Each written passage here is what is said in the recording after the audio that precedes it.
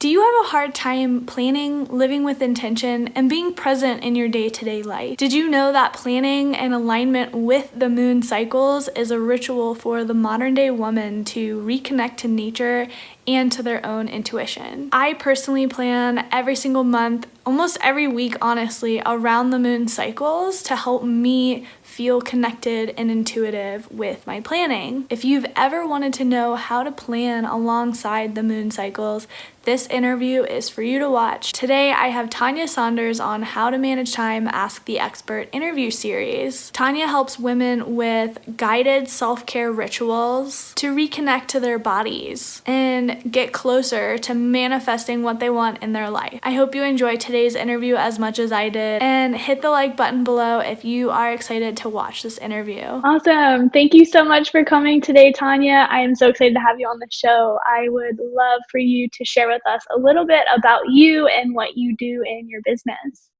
Hey, Becca, thank you so much. I'm really excited and so honored to be here with you and just share with your audience what I do. So I'm Tanya, like you said. My 9 to 5 is I am a nurse anesthetist, and I am a pause breathwork facilitator. And I have a membership where I blend what my expertise and physiology and my love of astrology, specifically the moon, positive psychology, mindset work, energy work, to plan our highest version of ourselves monthly. And we do that with the moon cycles. And I am so deeply devoted to this work because the journey of entrepreneurship has not been, just like anything in life, has been a process. And I started this entrepreneurship doing I think what a lot of people do, they kind of dip their toe and they start like a network marketing business. And that's what spiraled like this mindset work, this personal development world. And the personal development world at that point was really like mindset and positive psychology, and which led me to podcasting, and podcasting led me to what is called my baby, the Dream Board Social Club. And it was a way to plan, our dream lives, right? And so how do you do that? That's always like that burning question. Like, what the two main questions in life really, right, are like, what's my purpose in life? And two, like, I don't really like what I'm feeling, which usually ends up self-sabotaging us. So I just started doing the work on how to actually, one, be conscious, because life right now, you don't want to just always so focus in the future and just forget about the here and now, because the power is in the now, but really to be able to direct your future in a very conscious and creative way. And the beauty of that is when you are conscious about it, you develop a system where you really get to do the work on yourself, and then share that, and then it becomes like this collective evolution.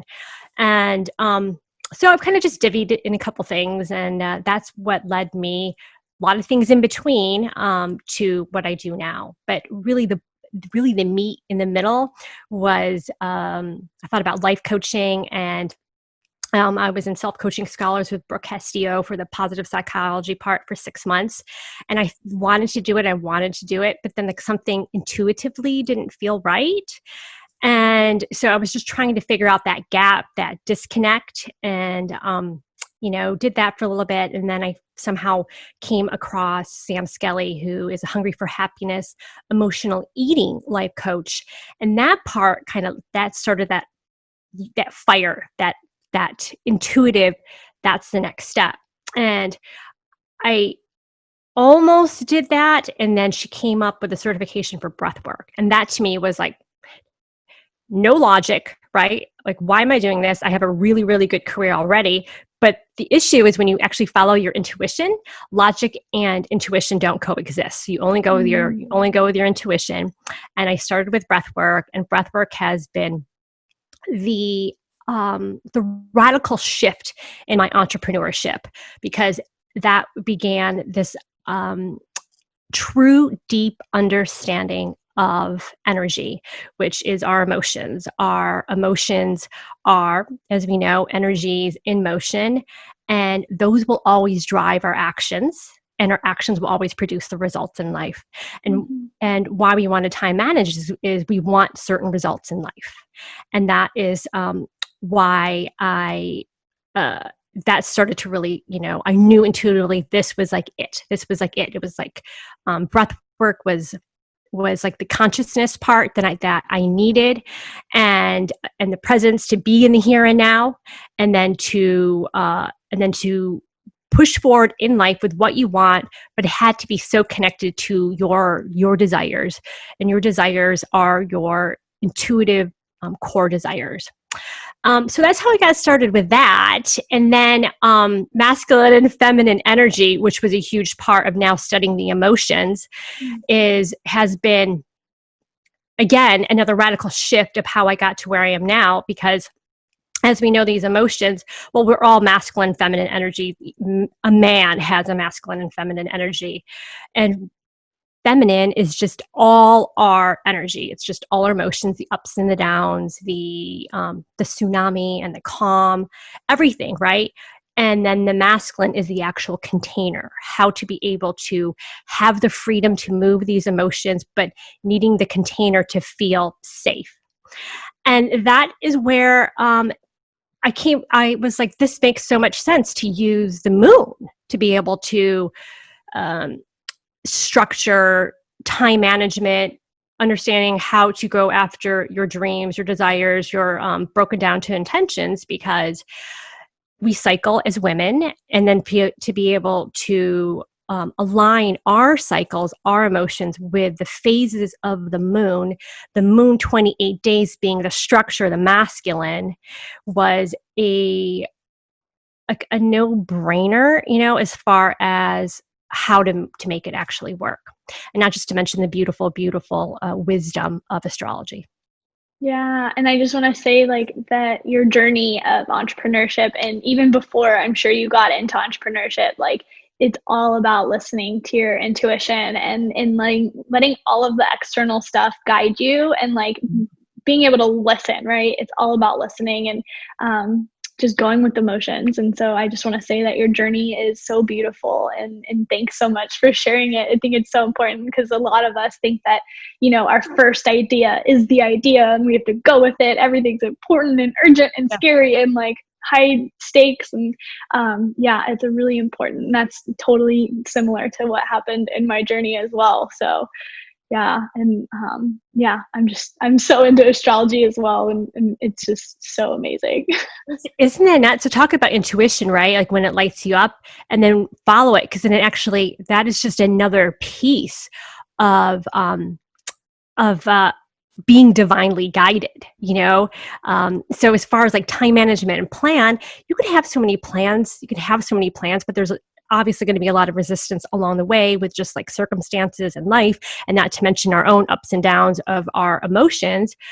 But then to understand that we actually have a circumstance that is forecasted in a way, I think that's actually really beautiful. Astrologers have known for a very, very long time something was critical was going to happen, and we are in such a interesting times. Beck and I were just talking about it. Things are so interesting.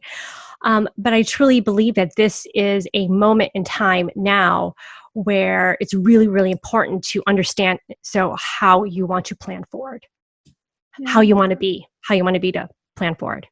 Yeah, it's so important to, like you were just mentioning, all of the layers, right? It's the individual level, and then there's the societal level, and then there's the wisdom of the planets and the solar, outside of our society, our human construct of what this is. And it's just, there's so many layers to planning, and making sure that you are in alignment with your soul's purpose and society, connecting to society, connecting to all the layers. It's wild. It is wild. What is our curriculum here? Our soul's curriculum. I love that, Yeah. And it's so exciting, right? It's really exciting to look at it in through those lens, because I think a big part of life is to have fun, and just to be able to know that we have the power within. And I know it sounds a little, people don't, they kind of blow that off, but it's really, really true when it's broken down to energy. Yeah. And I think the people that do sometimes blow some of that some of that like language, like cliche language off, Yeah. it's like, sometimes I think, it's not right for you at that moment, right? That like sentence or, whatever is not for your soul at the moment. It's all about listening. Listening. I heard a new word today, and I hissing. So like hearing and listening. And I was like, oh my God, that's like so magical. That's so magical. Yeah, I love that. Cool. So how do you plan yourself, or you teach your clients, how do you plan around the lunar cycle? Okay. I love this question. So I start our cycle. I do a 28-day membership where we start on day 1, which is the first phase of the moon, which is the new moon, which is a perfect time for planting seeds. It's a very, very fertile time. Not all new moons are equal, which is why it's a year membership, or a year. It's never going to end. This is like work that you want to do, and everything is going to be specific to what's going on now, and then to your own innate, unique chart. Right? But we start on the new moon because it's a perfect time to set the intention for what you want to call forth to you for the month ahead, for the overall bigger vision of who you want to be. And it has to be, again, touched on this before, your desires, your intentions has to come from your heart space. And when we live our life just constantly going and going, we forget that idea of stillness, and we forget to actually feel through our emotions. And when these emotions stay blocked in your body, that blocks you from really truly connecting to your intuition, your true core desire. And most of us make intentions, desires, dreams, plans from the logical, analytical mind. So we start on the new moon. I try to do it within the 24-ish hour period. I know, I try not to subscribe to it, but there truly is potency to it. And we do a meditative breath work where first of all, we start with getting clarity with where you are now in relation to the specific energy of the season that we are entering. So for instance, Cancer, where do you stand right now? Cancer is about mother, it's about feminine, it's about your body, but it's also about nurturing, it's about home, it's about intimacy, it's about security, it's about safety. So where are you in relation now to that? And then we go to, where do you want to go before we do breath work? So then we do a meditative breath work where with breath work, I do a journey. It's called, I was trained under Sam Skelly. It's a pause breath work. And with a journey, I take the breather on a journey into their inner world. And we do breath patterns, and we drop into our body. And the beauty of it is that it unhooks us from our logical mind. So after the breath work, that is a space where we are so connected to our body. We are so connected to our heart space. We are so connected. We are more flowing. We're open. Spirit is able to come in. You are in a point of receiving. And that's when we set the intention, the power wishes within the potency of what you want to call forward this the month ahead, or the moon cycle ahead. And it's such a beautiful process that I follow several people. I have several teachers, and I'm happy to provide that in your show notes. And then I do no more than 10 power wishes. And then we do half of however you choose from a place of abundance. So we talked about this before, Becca. We don't want to start from scarcity, right? We want that sense of gratitude, of appreciation of what you have now. Because at one point, that was a dream, that was an intention. And then we, in that space, we call forward what we want appropriate to something you truly, truly desire, and maybe using the energies of the zodiac cycle that is in with Cancer. And then I follow up, like there are 8 phases of the moon, and I personally do the 8 phases of the moon. So, but for my membership, I do the new moon, the workshop to get clear on the intention you want to set forward.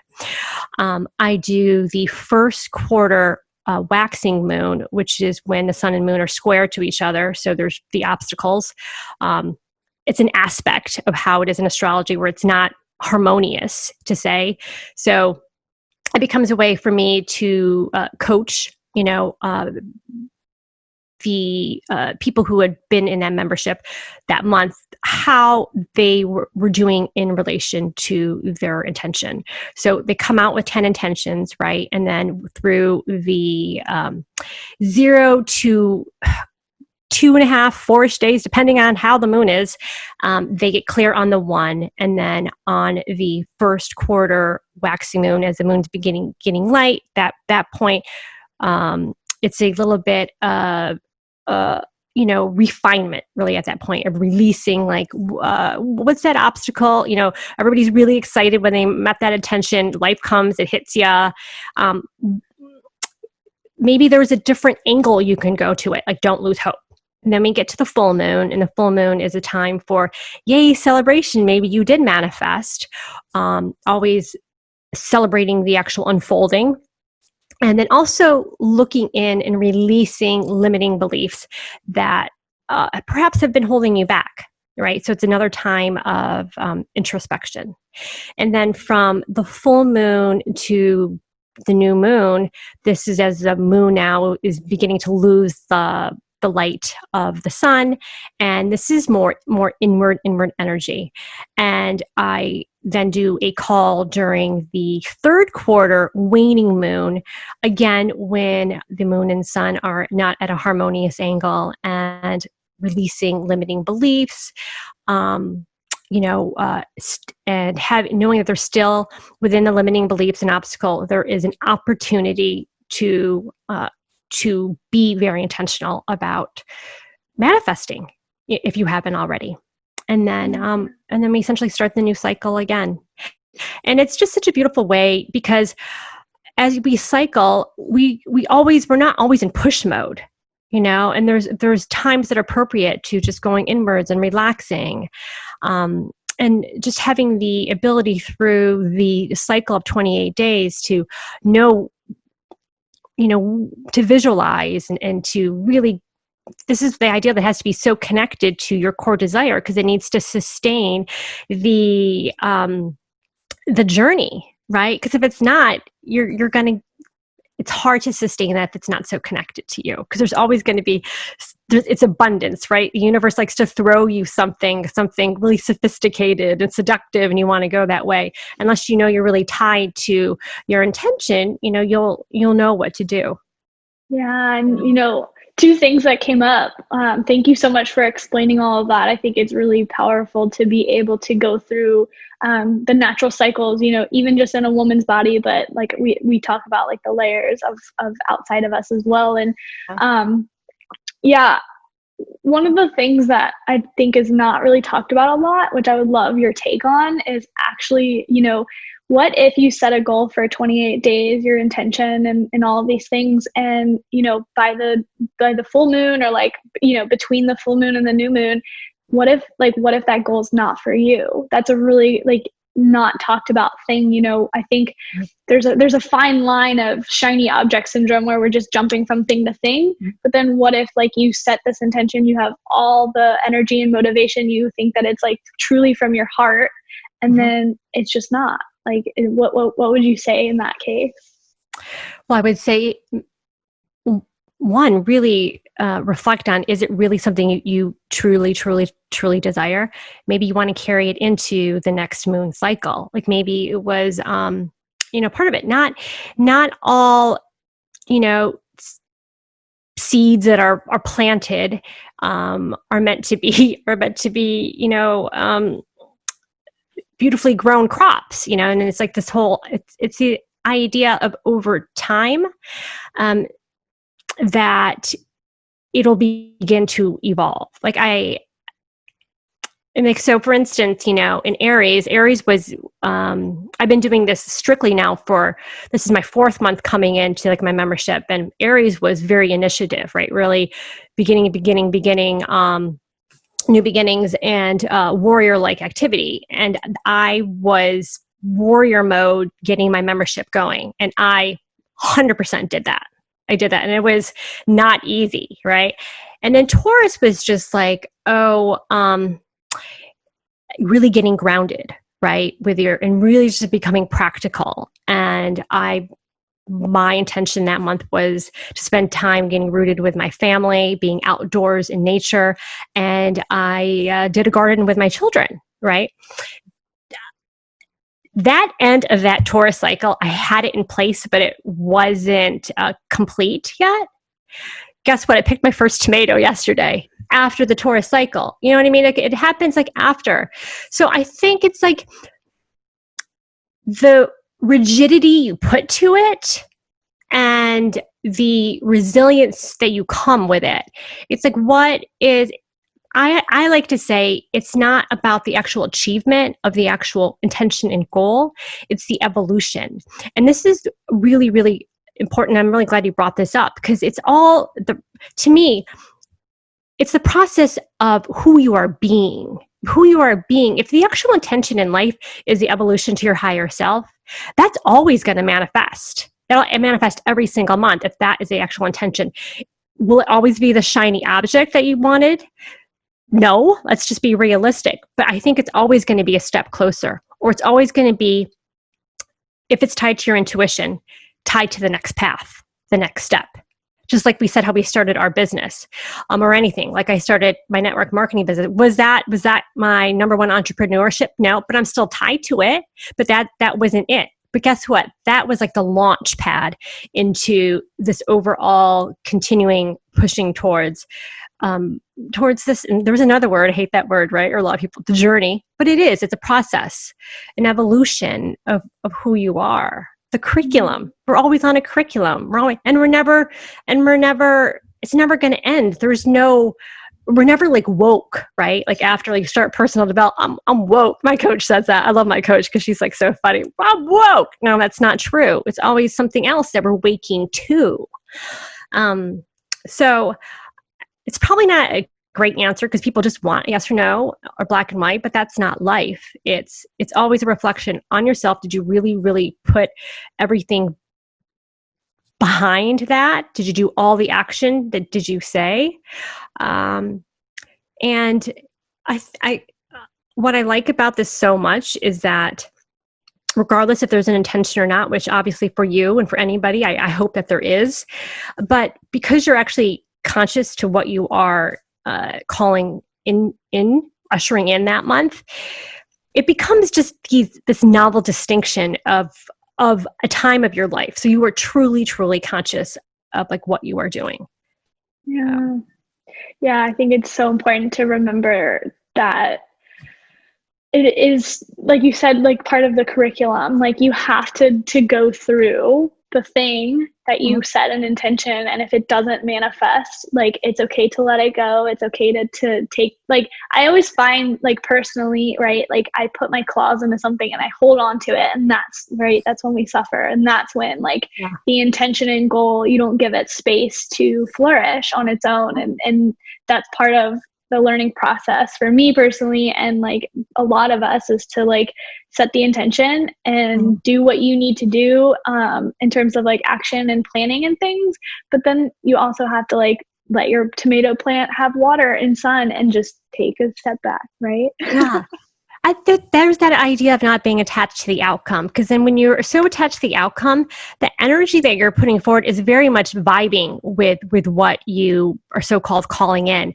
And it's not magnetic in that sense. It's like the sense of like you need it, like, and I just, I believe, like you said, if you're actually truly doing the work, and you will know if you are so connected to your body, how does it feel in your body? Do you feel expansive? Does it feel open? Do you feel lighthearted, or do you feel really heavy and dense? Well, you know the energy that you're getting to it. You know it. Yeah. Yeah. So the other thing that stood out for me, when you explained all of that, was having like, I feel like a lot of people feel like they can't set a goal or an intention because it has to be the right thing. Like it has to be, and that's why, I love your process. I personally participated in it last month, and I will tomorrow. But you know, it's really, it keeps us from taking action when we think we have to have like the right intention or the right goal, and it just stops us. But unfortunately, we're making a choice to be inactive, and to not choose is a choice, right? So what would you say to someone that is having trouble like setting an intention, aside from obviously like participating in breath work or whatever? Like what advice would you give someone in that situation? I love this question, because this is exactly what I say to everybody. I say it over and over and over again. Like, the reason to have intentions is because of that study back in 2005, right? That, we have 20 to 60,000 thoughts a day, and the majority are negative. And so unless you are intentional about your thoughts, you will be repeating your story over and over again. Kudos to you if you like your life now. Kudos. Just know that you are living your life somewhat unconsciously, right? You are being dictated by your current reality is really your past reality. And I love this idea, because it's like we're so connected, and so there's so much emphasis now of like the awareness piece and the power of the now. There is power in the now to be able to control your thoughts that are so pre-programmed. That's just the science of who we are. That's how our brains were developed to be able to set forward what you want to call in, which is your intentions are potentially going to be a higher version of yourself, an evolution of yourself. So when you have that thought, you are conscious of how you are acting, and you know if you are in that direction or not. The awareness piece is huge, which is why it's like, did you manifest? No, but were you aware? That's, I think, like 80% of the work, right? What do they say? 20% is mechanic, 80% is the actual mindset behind it, And I think that is so true, and it's apropos of what's just in this world right now. Yeah, for sure. Yeah. And just to like speak back of in the beginning, like talking about your entrepreneur journey, and mine as well, like you have to take action to see if it's the right thing or not. Like you can't just sit back and just like think about it. Like you have to do something. You have to set an intention, and see if it manifests, and see if something happens, and see it what changes, so you can set a different intention the next 28-day cycle, and continue that evolution, continue the curriculum. Yeah. And how do you know if you ever aim, if you get somewhere? Because if you're never aiming at something, I said that quote, if you never aim at something, you're going to hit it every time, right? You're never going to know, Yeah. And I have to say kudos to you and your husband with his Saturn return, because there's that philosophy that by the age of your Saturn return, if you are not doing your work of being conscious of what you are thinking, you are living somebody else's life. Essentially, you're living a life that was pre-programmed by your lineage, your parents, society, culture, everything. Nobody teaches us this. This is the work that you have to do on your own. That's the awareness piece. And that's the piece in your body too. It goes, oh, this feels right. Yep. Yeah. Awesome. So if someone would like to learn more from you or about you, want to work with you, potentially join your membership, where can they find you? TanyaSaunders.com. That's my website. And then it leads to right now, my membership is called the New Moon Collective, and I kind of change it up monthly. New Moon Collective, Journey to Self-Discovery, New Moon Collective. It's just like something. It's like this evolution. our world is like labeled, I'm trying to like leave the room, not to box it in, leave room for growth. But essentially the base is called New Moon Collective, and it's a journey every month of rediscovering, reconnecting to your core desires. And we do that by aligning with the moon's energy, our energy. So you get to learn your flow. Yeah. There's that. It's not all about like the flow with life, but part of it is, but it's about learning your flow. I love that. Yep. It's good to know this stuff. Yeah. So important. I love it. Awesome. Well, thank you so much. I really appreciated you coming on here today. And if you have any questions about anything that we talked about, feel free to pop them in the comments below. And I'll put Tanya's links for her website and pages below as well if you'd like to reach out. Thank you so much for listening. Bye. Thanks, Becca.